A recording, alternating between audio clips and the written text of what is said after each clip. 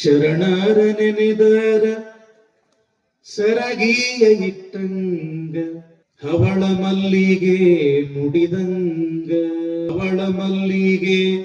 ಮುಡಿದಂಗ ಕಲ್ಯಾಣ ಶರಣರ ನೆನೆಯೋ ಎಲೆ ಮನವೇ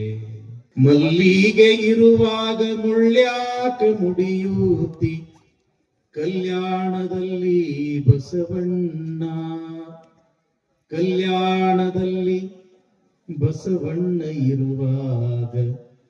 ಕಲ್ಲಿಗೇಕೆ ಕೈಯ ಮುಗಿಯೋತಿ ಎಲ್ಲ ಬಲ್ಲಿದನಯ್ಯ ಕಲ್ಯಾಣ ಬಸವಯ್ಯ ಚೆಲ್ಲಿದನು ತಂದು ಶಿವ ಬೆಳಕ ಚೆಲ್ಲಿದನು ತಂದು ಶಿವ ಬೆಳಕ ನಾಡೊಳಗ ಸೊಲ್ಲೆತ್ತಿ ಜಗವ ಹಾಡುವದ ಒಬ್ಬ ಗರತಿ ಹಾಡ್ತಾಳ ನಿಮ್ಮಂಥ ಒಬ್ಬ ಗರತಿ ಹಾಡ್ತಾಳ ಶರಣರ ನೆನೆದರ ಸರಗಿಯ ಇಟ್ಟಂಗ ಹವಳ ಮಲ್ಲಿಗೆ ಮುಡಿದಂಗ ಕಲ್ಯಾಣ ಶರಣರ ನೆನೆಯೋ ಎಲೆ ಮನವೇ ಶರಣರು ಅಂತಂದ್ರೆ ಸಾಮಾನ್ಯರಲ್ಲ ಈ ಭೂಮಿಯನ್ನ ಪವಿತ್ರಗೊಳಿಸಲಿಕ್ಕೆ ಅವತಾರವನ್ನ ಎತ್ತಿರ್ತಕ್ಕಂಥವರು ಮೈ ಮೇಲೆ ಅಂಥ ಇಂಥ ಆಭರಣಗಳನ್ನ ಏನು ಧರಿಸ್ಕೊಳ್ತೀಯವ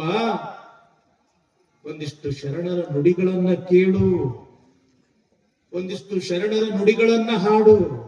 ಯಾಕ ಅಂತಂದ್ರ ಬೆಳ್ಳಿ ಬಂಗಾರದಿಂದ ಜನ್ಮ ಪವಿತ್ರ ಆಗುವುದಿಲ್ಲ ಶರಣರ 4 ನುಡಿಗಳಿಂದ ಜನ್ಮ ಪವಿತ್ರ ಆಗ್ತದೆ ಮಲ್ಲಿಗೆ ಇರುವಾಗ ಮುಳ್ಳ್ಯಾಕ ಮುಡಿಯುತ್ತಿ ಕಲ್ಯಾಣದಲ್ಲಿ ಬಸವಣ್ಣ ಇರುವಾಗ ಕಲ್ಲಿಗೇಕೆ ಕೈಯ ಮುಗಿಯುತ್ತಿ ಅಂತಾಳೆ ಗರತಿ ಮನೆಯ ಹಿತ್ತಲಲ್ಲೇ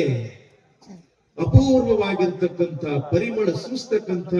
ಮಲ್ಲಿಗೆಯ ಪುಷ್ಪಗಳು ರಾಶಿ ರಾಶಿಯಾಗಿ ತುಂಬಿರುವಾಗ ಯಾರಾದ್ರೂ ಕೂಡ ತಲೆಯಲ್ಲಿ ಮುಳ್ಳು ಮುಡ್ಕೊಳ್ತಾರೇನು ಹುಚ್ಚಿ ಹಂಗ